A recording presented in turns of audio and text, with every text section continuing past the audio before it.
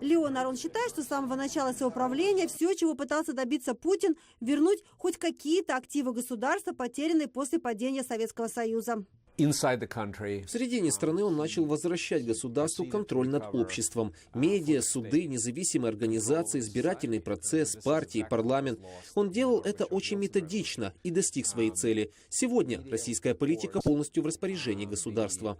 Во внешней политике Путин добивался восстановления главенствующей роли России на постсоветском пространстве. Однако в 2012 году произошла идеологическая трансформация, которой его подтолкнули протесты против фальсификации выборов. Он их воспринял очень болезненно, потому что чувствовал и в определенной степени был прав, что они так отвечают на то, что он сделал для городского среднего класса.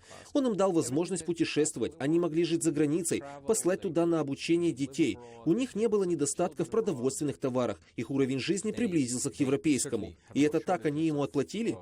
Тогда же стало ясно, что российская экономика уже не может прогрессировать, а уровень жизни россиян расти. Именно последнее было негласным договором между Путиным и народом. Путин пошел по пути патриотической мобилизации или консервативных ценностей. Вдруг режим озаботился личной жизнью своих граждан, включая их сексуальные наклонности. Вдруг церковь стала хранителем национальной морали. Вдруг Путин начал восхвалять этнических русских.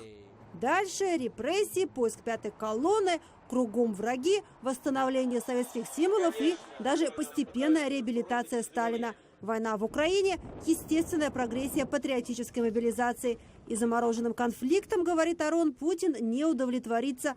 Только полная победа, включая расчленение Украины и смену режима в Киеве.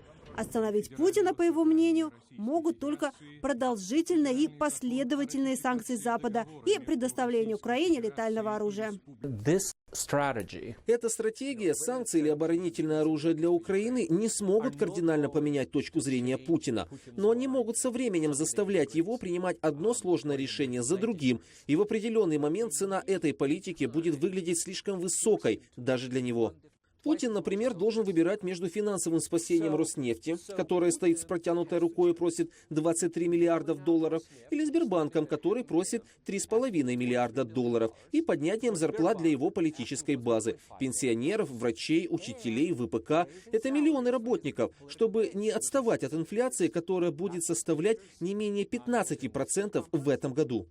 Хотя россияне поддерживают Путина сегодня, социологические опросы показывают, что они против человеческих потерь и длительной войны. И когда русскому народу придется массово платить за украинскую военную авантюру Кремля жизнями своих детей, влияние русской пропаганды начнет испаряться.